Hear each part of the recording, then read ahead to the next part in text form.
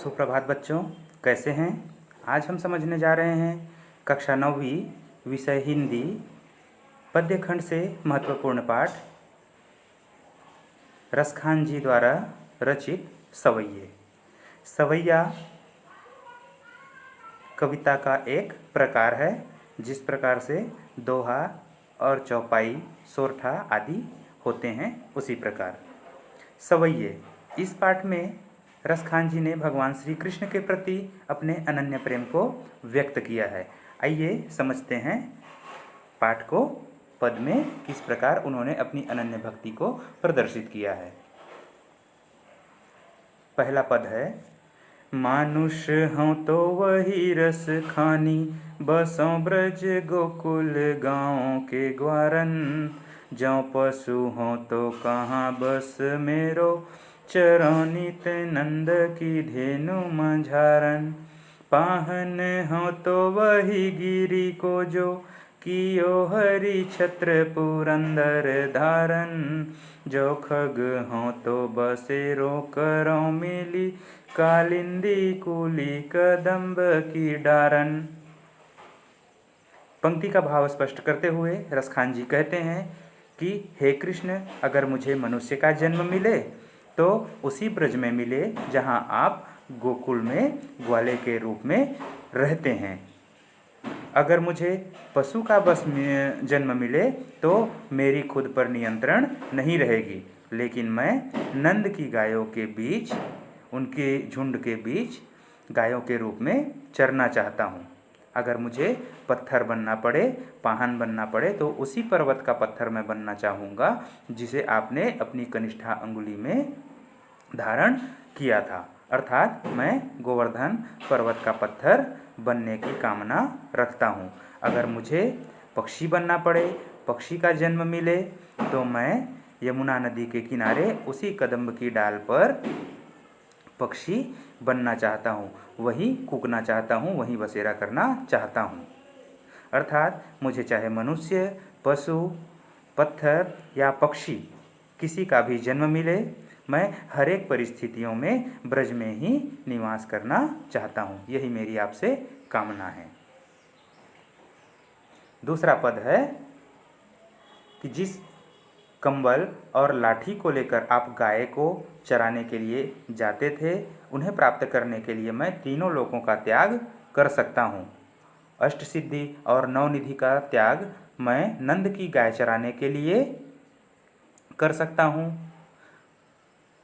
पता नहीं कब मेरा सौभाग्य होगा कि इन आँखों से मुझे ब्रज के वन, बाग और तालाब को निहारने का अवसर प्राप्त होगा।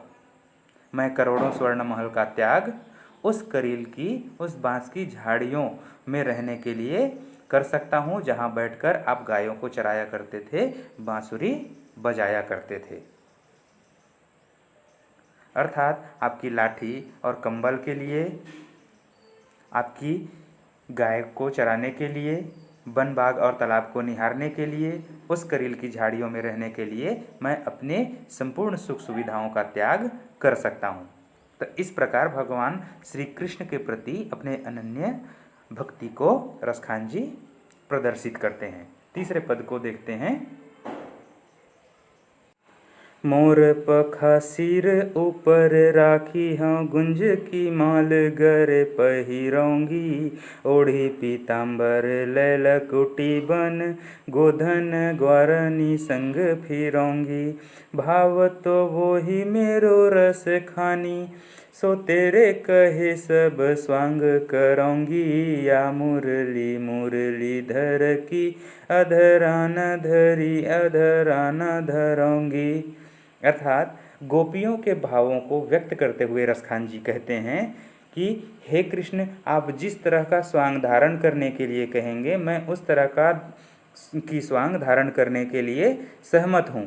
मोर के पंख को अपने सिर के ऊपर रखूँगी, गुंज की माला को अपने गले में पहनूंगी, मैं पीताम्बर ओढ़ूंगी, लाठी रखूंगी और गायों तथा ग्वालों के साथ में फिरने के लिए, घूमने के लिए तैयार हूँ। भावतो वो ही मेरी रसखानी। रसखान जी कहते हैं कि हे कृष्ण, आपको जो पसंद हो, तेरे कहे सब स्वांग करूँगी। तुम जो कहोगे उस तरह का स्वांग, उस तरह की वेशभूषा धारण करने के लिए मैं तैयार हूँ। या मुरली मुरलीधर की अधरान धरी अधरा न धरूंगी। परंतु आप जिस मुरली को अपनी अधरों पे, होंठों पे रखते हैं, उसे मैं जो है अपनी होंठों पे नहीं रखूंगी, क्योंकि मुझे उससे ईर्ष्या है, क्योंकि उसे आप हमेशा अपने पास रखते हैं, लेकिन हमें जो है आपके पास रहने का सानिध्य प्राप्त नहीं होता है। अंतिम पद है, काननी दय अंगुरी रहिबो, जब ही मुरली धुनि मंद बजई हैं। मोहनी तानन सो रसखानी, अटा चढ़ी गोधन गहे तो गहें। टेरी कहो से गिरो ब्रज लोगन, काल्ही को कितनों समुझई हैं। माई रिवा मुख की मुस्कानी, सम्हारी न जई हैं, न जई हैं, न जई हैं। प्यारे छात्रों, प्रस्तुत पंक्ति का भाव स्पष्ट करते हुए रसखान जी कहते हैं कि काननी दय अंगुरी रहिबो, जब ही मुरली ध्वनि मंद बजई हैं। जब आप मंद मंद मुरली की ध्वनि को बजाएंगे, तब मैं अपने कानों में उंगली लगा लूँगी, अर्थात आपकी मुरली की धुन को मैं नहीं सुनूंगी। फिर आप उसके बाद चाहे तो गोधन नामक ध्वनि को कितना ही बजाए, मैं नहीं सुनूंगी। क्यों? क्योंकि टेरी कहो सिगरे ब्रज लोगन, काल ही को कितने समुझई हैं। अगर आपके मंद मंद और मधुर मधुर ध्वनि मेरी कानों में पड़ गई, तो ब्रज के लोग मुझे कितना भी समझाने का प्रयास करेंगे, मैं नहीं समझ पाऊंगी, नहीं संभल पाऊंगी। आपके मुख की मुस्कान को मैं संभाल नहीं पाऊंगी। मैं जो है वो आपके मुरली की धुन की जादू से नहीं बच पाऊंगी। इस तरह अंतिम पंक्ति में उन्होंने गोपियों के भावों को व्यक्त किया है। इस तरह संपूर्ण चारों सवैयों में उन्होंने भगवान श्री कृष्ण के प्रति अपने अनन्य प्रेम को व्यक्त किया है। प्रस्तुत सवैये में ब्रज भाषा का प्रयोग हुआ है। सवैया छंद है। कृष्ण की भक्ति की अनुपम छटा है। प्रश्नाभ्यास का अध्ययन करें। धन्यवाद।